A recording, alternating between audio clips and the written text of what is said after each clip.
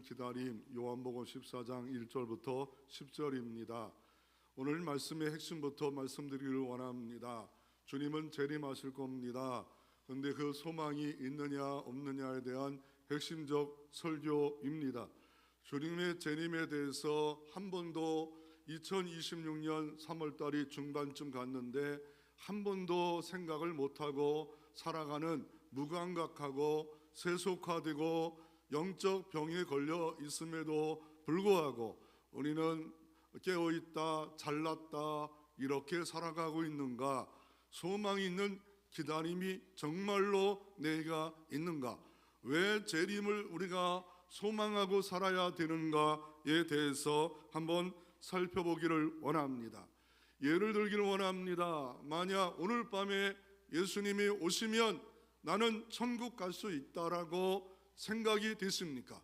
주님이 재림하시면 나는 천국에 당장 들어갈 수 있다라고 자신감이 확신에 차 있습니까? 아니면 이 종말에 대한 어떤 생각을 갖고 있습니까?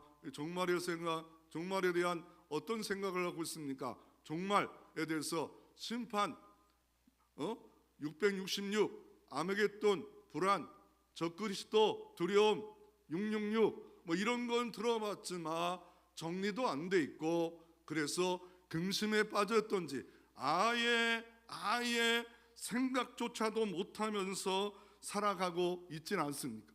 재림조차도 한 번도 평생에 기도한 적이 없다고 이렇게 생각하고 재림 신앙에 무장이 없는 신앙생활로 한다면 다시 한번 오늘 요한복음 14장 성경에 귀를 기울일 필요가 있습니다. 예수님이 탄생하신다고 초림하실 때 초림에 대한 예언이 구약의 수천 년부터 계속 이어졌습니다. 그러나 막상 탄생할 때 400년 동안 하나님의 말씀이 들려오지 않은 말라기서부터 마태복음까지 들려오지 않는 시대를 맞이했습니다. 성전에는 예배드린다, 제사를 드린다, 찬양한다 하지만 진정코 가장 중요한 오실 예수 그리스도에 대해서 영접할 마음도 없었고 기도와도 없었고 소망도 없고 오직 뭐만 있습니까? 현세적 복만 누리기를 원하고 있는 시대에 예수님이 탄생했을 때 어떻게 됩니까? 예수를 죽여라, 예수를 찬성하는 자는 다 죽여라 라고 하지 않았습니까? 우리 시대의 내 모습은 어떻습니까? 불안입니까? 아니 아예 아무것도 없다, nothing, 나는 아무것도 없이 예배드리고 나는 기쁨을 가지고 살아가고 있는가? 다시 한번 소망이 있는가? 소망을 가지고 살아가고 있는가?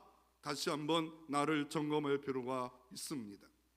오늘 본문은 요한복음 14장 1절에 예수 그리스도께서 이런 말을 합니다. 너희는 마음에 금심하지 말라. 이 금심이란 말은 헬라어로 타라조입니다. 마음이 막 뒤집혔다는 거예요. 마음이 완전히 꼬였다는 거예요. 왜 꼬였습니까? 오늘 본문 요한복음 13장, 14장, 15장, 16장, 17장은 마지막 예수님이 유언처럼 하고 계시는 말씀이라 이 전체가 성전 성막의 성소와 같다 말합니다. 13장부터 17장까지를 성경의 성소와 같다라고 말합니다. 예수님이 마지막 떠나가시면서 믿는 자들에게 꼭꼭꼭 새겨줘야 될 것을 이렇게 진리를 선포했기에 성경의 성소와 같다. 그리고 요한복음 오늘 본문은 지성소와 같다라고 말하는 본문을 우리가 대하고 있습니다. 이 본문을 하신 목적이 뭡니까? 요한복음 13장에 마지막 예수님의 행동이 있었습니다.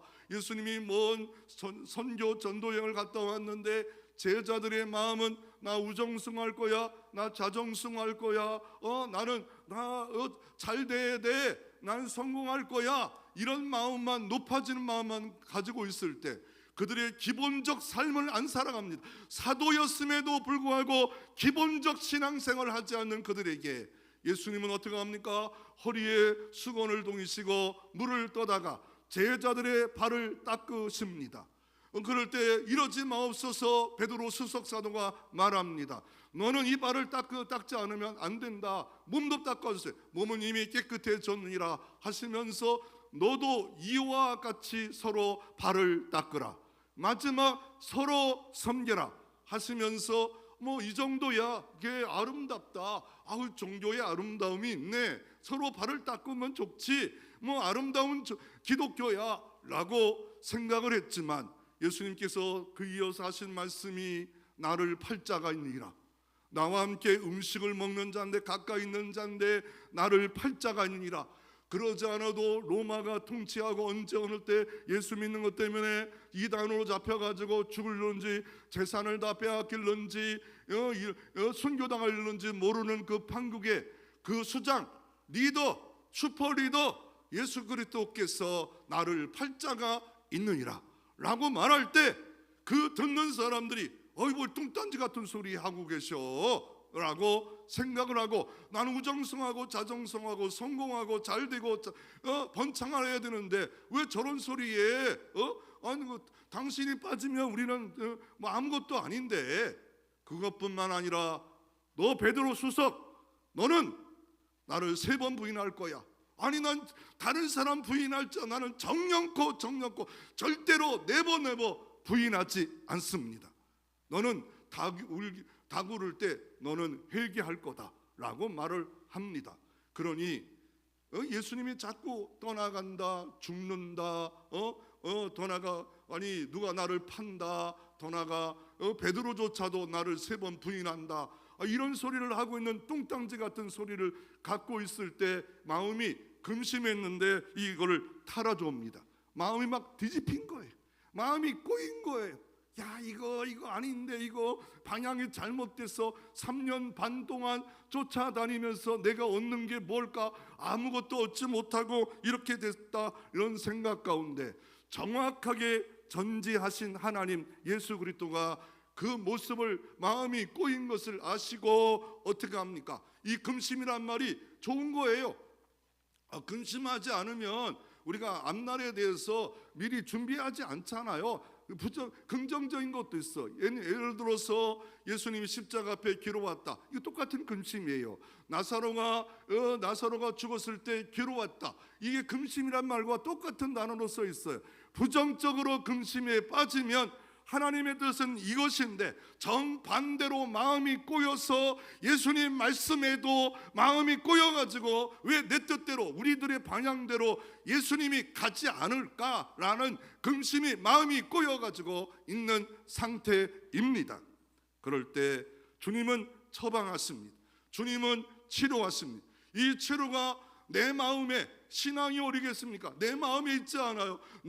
하나님을 내 마음에 있잖아. 마음에 온통 꼬여가지고 꼬인 상태로 이렇게 살아간다면 어떻겠습니까? 그러면 다시 한번 오늘 말씀의 제목처럼 소망의 기다림, 이게 내게 있느냐 말입니다. 첫 번째로 한번 살펴보기를 원하는 것은 완벽하고 예비된 넓은 곳이 있다라고 주님이 처방을 하고 계십니다. 오늘 본문에 이렇게 말합니다. 너희는 마음에 금심하지 말라, 마음이 막 꼬이지 말라. 그러면서 하는 일이 뭐예요? 하나님을 믿냐?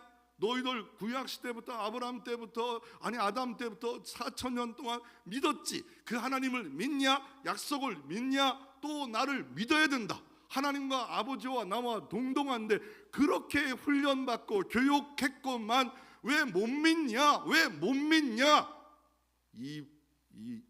뒤는 내가 말 안 하겠어. 이 못된 진짜 그냥 쌈장에다가 양아치 그렇게 말하겠죠. 왜 3년 동안 그렇게 가르쳤는데도 딴짓만 하냐? 속이 그만 내겠죠. 또 나를 믿으라 하시면서 내 아버지 집에 거할 곳이 많도다. 유대인들은요, 유대인들은 우리가 새 하늘이 있어요.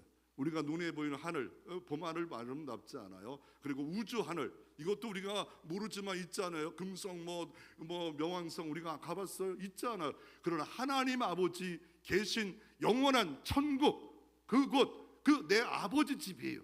내 아버지가 온 우주를 통치하지만 그 하나님의 왕 중의 왕이 거하신 초소를 너희를 위하여 예비하러 가서 만들고 설계하고 디자인하고 만들어 놓고 너희를 위하여, 너희 때문에, 너희를 위하여, 믿는 자를 위하여 거처를 예비하러 간다. 가서 너희를 위하여 거처를 예비하면 내가 다시 와서, 이게 재림입니다. 다시 온다. 반드시 내가 다시 온다. 너희를 내게로 영접하겠다. 이 땅에만 끝이 아니라, 근데 니들이 나를 영접한 것 같지만 나는 영원한 처소 가서 너희를 영접할 것이다. 나 있는 곳에 너희도 있게 하리라. 그래서 주님이 거하실 처소에 우리를 초청하고 계시는 것을 볼 수가 있습니다. 언젠가 내가 뛰어나와 너희를 환영할 때가 있는데 너희는 너무 이 땅만 바라보고 육신적 시각으로만 살아가고 있구나. 성공만 바라보고 있고, 자녀만 잘 되기를 원하고, 진리병만 치료되기를 원하고 있고, 명예만 얻기를 원하고 있구나. 라고 하면서 주님은 너희는 영원한 것이 있다는 거 왜 그렇게 더디 믿고 안 믿고 소망도 일도 없고 살아가느냐. 이 땅에 모든 것을 가졌던 한 사람을 소개합니다. 해밍웨이입니다. 이런 노벨상을 탈 정도로 유명한 작가입니다. 저도 평생에 성경만큼 좋아하는 책이 있다면 해밍웨이의 노인과 바다입니다. 이게 고등학교 때 읽었는데 단숨에 읽으면서 다른 책들은 어려워요. 근데 이거는 너무 쉽게 아주 그냥 해밍웨이는 잘 썼더라고요. 우리가 알만하게 썼어요. 그런데 그 내용이 뭐예요? 노인이 어부 아닙니까? 바다 가서 큰 고기를 잡았어요. 그런데 이게 배 위에다 올려놓을 수가 없어가지고 배 옆에다가 묶어가지고 다시 땅으로 왔는데 고기가 하나도 없는 뼈다귀밖에 없어요. 그러니까 다 뜯어먹은 거예요. 결론은 해밍웨이가 그걸 통해서 우리에게 시사하는 게 뭐예요? 인생은 이와 같다는 거예요. 큰 물고기 잡은 것 같다 생각했는데 돌아보니까 아무것도 없다는 거예요. 성경은 이렇게 말합니다. 흙으로 왔으니 흙으로 갈지니라. 그러므로 내가 지금 지어 잡으려고 하는 하나님 없는 거, 모든 거, 이거 뼈다귀밖에 안 남는 흙밖에 없는 건데도 불구하고 이것이 가장 큰 소망인 줄 알고 이 땅에서 달려가고 있다는 거예요. 결국 이 해밍웨이는 작가로서 성공해가지고 부귀 영화를 누렸지만 결국 길이요 진리요 생명이고 영원한 천국을 모르고 엽총으로 머리를 쏴서 자살로 끝나는 비극적 인물이 해밍웨이가 되었습니다.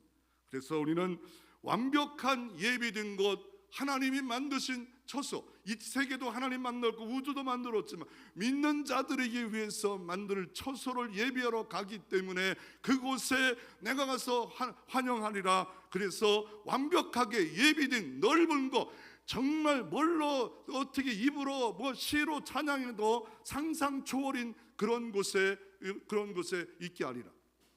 제가 지금부터 35년 전에 해방초의 교육전사로 사역을 할 때입니다. 그때가 한 25, 26쯤 됐지요. 그랬더니 그 함난동에 사는 돈 많은 사람 회장님이 교육자와 남전도를 전체 부부를 불러서 밥을 대접하더라고요. 그러면서 같이 가는 여전사 말하더라고요. 이 집은 엄청 커. 그래서 얼마나 클까라는 생각 가운데 우리 집에야 그 사당동에 지하방 대학원 다니면서 이렇게 살고 있는데 딱 갔는데 와, 잔디밭이 쫙 깔렸는데 함난동에 200평이. 집에 갔는데 다 돈이요. 저거 2개만 가지고 오고 싶어요. 2개만. 다 돈거리요. 저기도 도자기, 저기도 다 돈이에요. 이 음식은 어마어마해요. 저건 내가 책값으로 좀 얼마나 좋은가. 속으로만 시컷 먹고 했더니 또 시험 들어서 교회 나갔더라고요.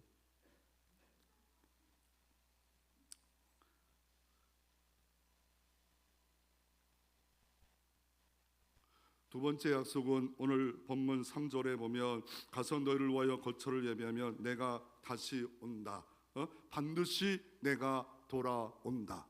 이 성경이 있는데 이 성경을 이용했는지 몰라도 이 말을 해서 유명해진 사람이 1990년 탐험가 조지 밀러입니다. 이 조지 블록이 유명해진 이유가 뭐냐면 타이타노 남극에서 침몰했습니다. 3,800m의 그 수심에 빠졌습니다. 그때 무려 한 3,000여 명이 탔나요? 네, 1,000여 명이 죽었지 않았습니까? 대참사합니다. 이 배는 절대로 여행선으로 타이탄은 침몰 안 된다. 침몰됐습니다. 그리고 1992년에 침몰했는데 무려 한 60년 만에 조지 이 블록 탐험가를 통해서 이게 다시 그 안에 있는 물건들을 올라왔어요. 그런데 실제적인 거는 이분이 발견한 게 아니라 그 전에 어떤 사람이 발견했고, 이 조지 블록이라는 사람은 96년에 이 모든 이 타이타닉에 있는 거를 이렇게 건져내는 그 선박까지 건져낸 줄 어떻게 3,800m 밑에 있는 선박을 건져낼까? 그게 아니라 보니까 이렇게 관람을 하게 만들어졌는데 그 안에 있는 5,000점에 있는 아직도 썩지 않는 여러 가지 그릇들, 그 안에 있는 유물들, 이런 것들을 건져서 이렇게 증언하고 있습니다. 그가 딱 그곳에 탐험하고 나서 먼저 발견한 사람은 여기였구나. 그리고 내가 반드시 돌아온다. 이 2년 후에 3,800m에 있는 수심에 있는 걸 건져내려면 어마어마한 장비가 필요하지 않겠습니까? 그는 끝내 이루어졌다라고 말합니다. 인간도 내가 반드시 이거는 성취한다. 2년 준비해서 돌아오는데 주님이 천년이 하루 같고 하루가 천년 같은 주님이 다시 돌아온다라고 이렇게 말씀하고 계십니다. 이 말씀은 유대인들은 다 알았어요. 이 말씀을 맞는 예수님 제자 다 유대인들 아닙니까? 다 알았어. 왜 아냐하면, 왜냐하면 우리가 예수님을 누구로 생각합니까? 목자와 양, 참 목자 되신 주님, 더 나아가 신랑 되신 주님. 그래서 요한계시록에 영원한 혼인잔치에 들어가 우리를 주님과 함께 신부로 삼지 않아요? 그러면 우리는 신부예요. 신부인데 요셉과 마리아가 정혼했다 말하잖아요. 이 정혼이 뭡니까? 양가의 아버지와 엄마가 아버지가 우리 딸과 아들과 정혼하자. 그러면 1년 동안 기다려요. 그리고 어떻게 합니까? 서로 약속하고 다시 집으로 돌아가서 1년에 와요. 이게 다시 돌아온다는 거예요. 반드시 너를 내가 내 아내로 삼겠다. 그러면 남편은 무엇을 합니까? 집에 가서 만약에 아브라함이면 이삭이면 어떻게 합니까? 아브라함 집이 있어. 그럼 여기다가 텐트를 하나 만들어요. 여기에 여러 가지를 만들어요. 그거 하다가 1년 딱 준비해서 1년 안에 돌아와요. 1년 안에 반드시 돌아온다 라고 하는, 이들이 알고 있는 이걸 가지고 내가 반드시 돌아온다 라고 이렇게 문화적 배경을 갖고 예수님이 말씀하고 계신 겁니다.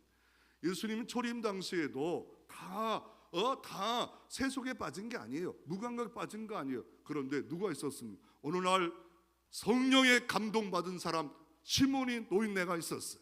백발입니다. 얼굴도 쭈글쭈글합니다. 힘도 없어요. 그런데 성령이 감동받아 메시아가 온다. 그래서 성전 가서 날마다 내가 지금 죽을 날이 가까웠는데 주님 만날 거다.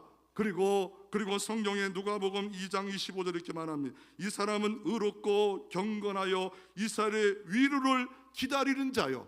진정한 위로는 누굽니까? 돈 많고 힘 있고 로마를 정복하는 게 아니라 구원자 고엘, 바로 메시아를, 위로를 기다리는 자였다.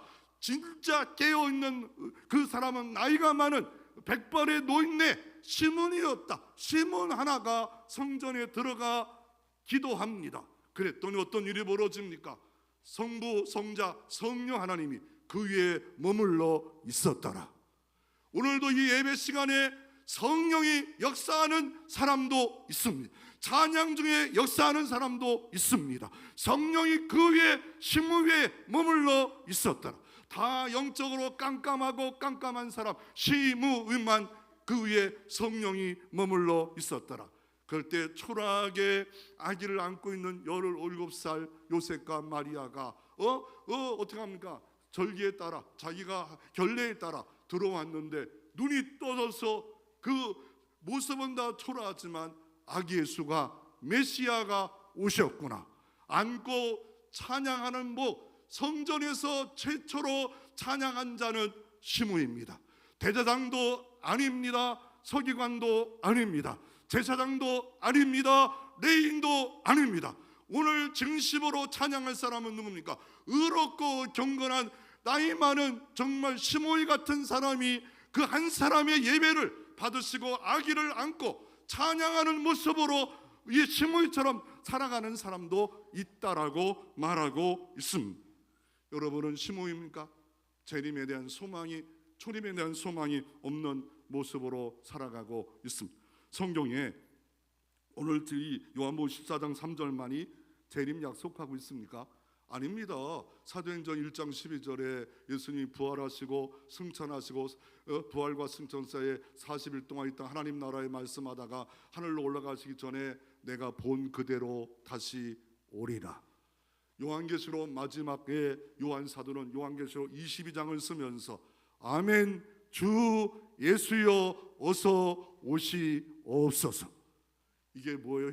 헬라어로 마라나다. 우리 복음성가의 29장에 마라나다 주 예수여 어서 오시옵소서. 이게 기도 중에 있냔 말이에요. 사역 중에 있느냐 말이에요. 아멘 주 예수 나의 신랑이요 기다리고 기다렸는데 오시옵소서. 시므 같은 이런 감동을 받은 자가 있느냐 말이에요. 감동이 있는 자가 있느냐 말이에요. 성령이 머물러 역사하고 작동하는 자가 있느냐 말이에요. 제자들조차도 이 생각조차도 못하고 대제사장도 이 생각조차도 못했는데 시므이만 이렇게 소망하고 주 예수를 안고 찬양할 때 눈물이 흐르지 않았겠어요? 감격하지 않았겠어요? 이제야 주제여 나를 놓아 주시는 도다. 이제 나는 여한이 없도다. 나는 이제 죽어도 이제 끝이다. 이제.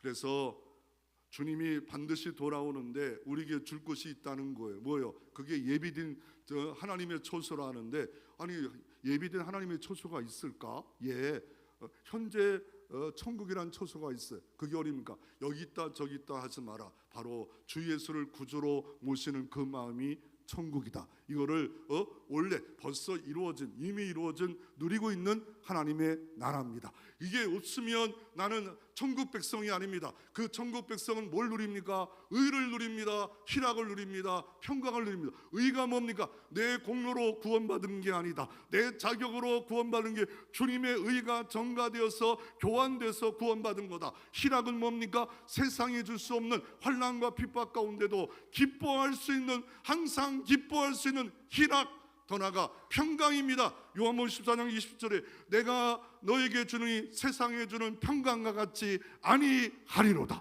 이런 천국을 누렸을 때 금심이 아무리 나를 이길지라도 이기고 천국의 기쁨과 더 나아가 평강과 의를 누리고 살아가야 내 영혼이 잘된 것처럼 범사에 잘되고 강건의 은혜를 받을 수 있는데, 이러지 못하면 쫄장부로 두려움 가운데 욕심만 가득 차가지고 살아가는 삶을 살아갈 수 있다라고 말하고 있습니다.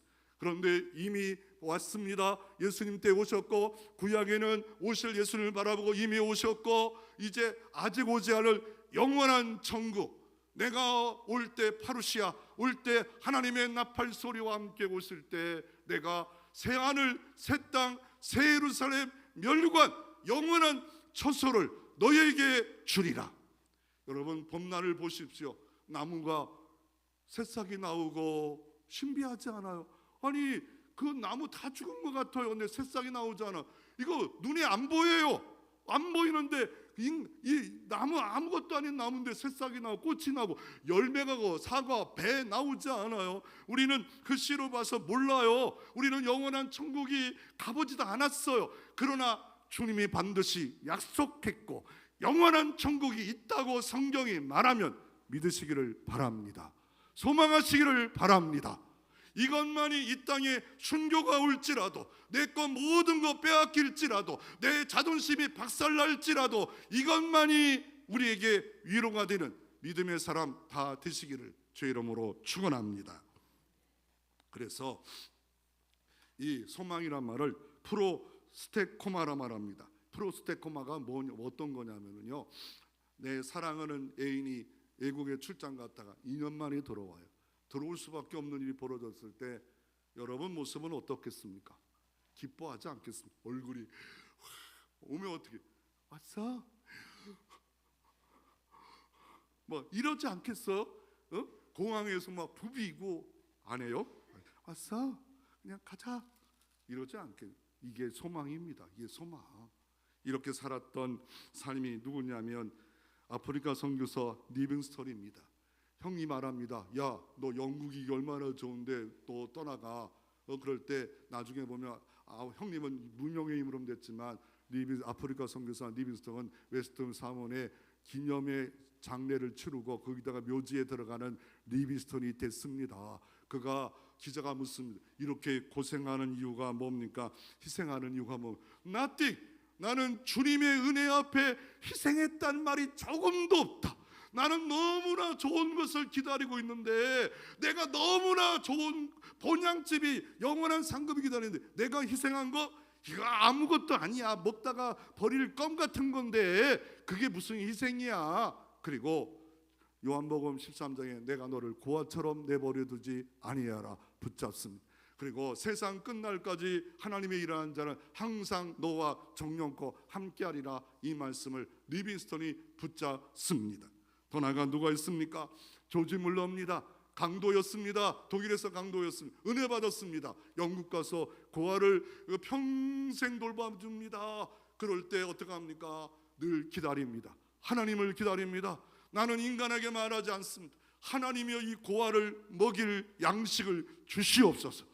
그럴 때 기가 막히게 그 수많은 고아를 먹일 수 있는 양식을 하나님이 주셨기에 그는 노트에 기록합니다. 일기에 지금도 기념관에 있습니다. 5만 번 응답받은 일기가 있습니다. 하루에도 수십 번 응답을 받는 응답 주신 하나님 찬양합니다. 응답 주신 하나님 찬양. 정말 믿음이 살아있는 조지 밀러 아닙니까? 조지 밀러 아닙니까? 일평생 5만 번의 응답을 받았다.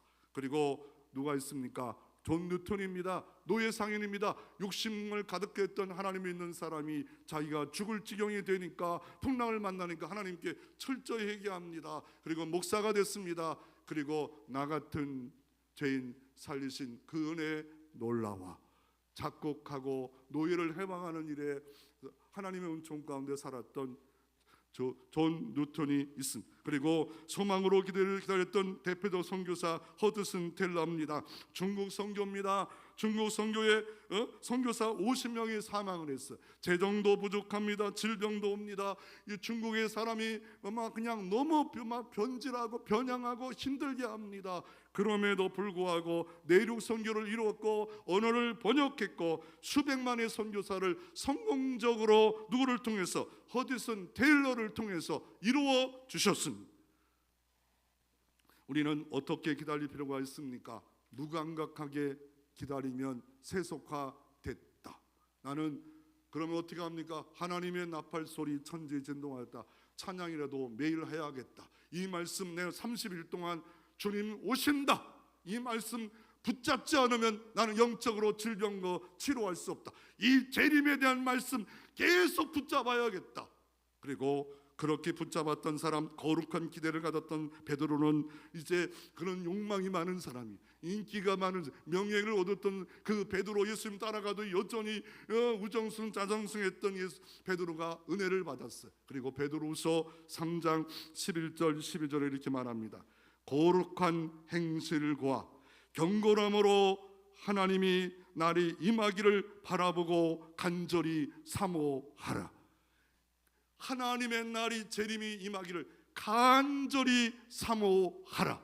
간절히 사모하는 사람은 어떻습니까? 이 주님이 오실 거를 초대교회는 구름만 떠도 마라나다 기도했는데, 그렇게 할 필요는 없겠지만 간절히 사모한다는 게 뭘까요? 그리고 그 전에 한 게 뭐예요? 그런 사람은 거룩한 행실과 경건함으로 내가 해야 할 일, 내가 일상에서, 교회에서 일상 속에 할 기본적인 거, 기본부터 뭐 대단하게 뭐 세계를 변화시키고 막 이것보다는 뭐 목사를 변화시키고 그거 나를 변화시켜 주시옵소서. 기본적인 변화, 기본적인 삶, 가정에서도 아내로, 교회에서도 집분, 기본적인 거, 기본만 돌아가도 됩니다. 기본도 안 됐단 말이에요. 기본도. 그리고 강박과 공포에 있는 데살로니가 교회가 있었습니다. 주님 바로 오신다고 하니까 아무것도 안 해요. 데살로니가 예수 바울이 선교했더니 아니다. 오늘이라는 시간에 일상을 살라. 사모하며 간절히 살라. 이게 누구예요? 1990년 이장님이 10월 28일 온다 그랬더니 하얀 옷 입고 다 모였잖아. 집 팔고 다 모였잖아. 이단들이 이딴 소리를 하고 그날과 그 시기는 우리는 아무도 몰라. 그러나 반드시 온다. 속히 온다. 이것만 갖고 있어야 되는데 그건 아무도 몰라요. 그래서 우리는 주님 재림을 기다려야 되는데 어느 떤 있었냐면 1999년에 아르멘티의 대지진을 통하여서 그 무려 3만 명이 죽고 어떤 아이가 학교 갔다가 학교에 침몰됐어요. 그런데 아버지가 늘 약속했습니다. 아들아, 네가 어디 있든지 나는 반드시 찾아갈 거다. 그런데 38시간 만에 그 아이가 기다립니다. 아버지는 반드시 이 숨막히는 가운데도, 이 침몰됐을 가운데도 찾아온다. 38시간 내에 수많은 사람 죽어서 아이가 있는 학교에 가서 소루로 해치고 시작해서 그 아이를 만났더니 그 아이가 살아 있었습니다. 38시간입니다. 그 숨막히는 그곳에 아버지가 반드시 너를 찾아온다. 그것을 믿고 살았습니다. 이런 삶을 살았던 한국의 목사님이 있어요. 손양원 목사님이에요. 두 아들을 총을 쏴 죽여버렸어. 공산당이. 그런 양아들을 만들었잖아요. 이게 하늘 소망이 없으면 이게 말이 돼요? 그리고 더 하나님께 감사한 걸 어마어마하게 드려요. 이게 어떻게 가능해요? 영원한 처소, 어젠가 보니까 성문이라는 KBS에서 사보자 다큐멘터리를 보니까 잘 만들었더라고요. 이태원에 아이들이 그 꽃다운 아이가 있는데 정말 아버지 엄마가 어때요? 그 유아까지 외동딸인데 그거 가다가 죽어버렸어요. 그 21살인가 22살 공무시켜 유아까지 미국까지 갔다 온 딸인 잠깐 놀러 갔다가 그 아이에 깔려 죽었어요. 지금도 방을 정리하지 못해. 얼마나 아픔이에요. 근데 천주교로 바뀌었더라. 나는 신을 안 믿었다는데 천주교 바뀌었고, 그게 또 나오는 내용 중에 그러더라고요. 돌상을 만들어서 아이들 뱃속에 있는 아이들이 그냥 태어나지 못했을 때 이 아이를 통하여 기념한다. 그 성물 좋은 것 같아도요, 그게 위로가 됩니까? 영원한 처소가 있다. 영원히 부활한다. 믿는 자는 또 만날 날이 분명히 있다. 이게 우리의 소망 아닙니까? 이 소망을 믿는 자도 안 가꿔지니까 성물을 만들어낸다. 돌상을 만들어 놓고 돌부처 앞에 가서 이렇게 우리가 의지하려고 하지 않습니까? 어떤 목사님이 금심하자 말라 했더니 금심을 하도 많이 해가지고 교회를 냉랭하게 만들어.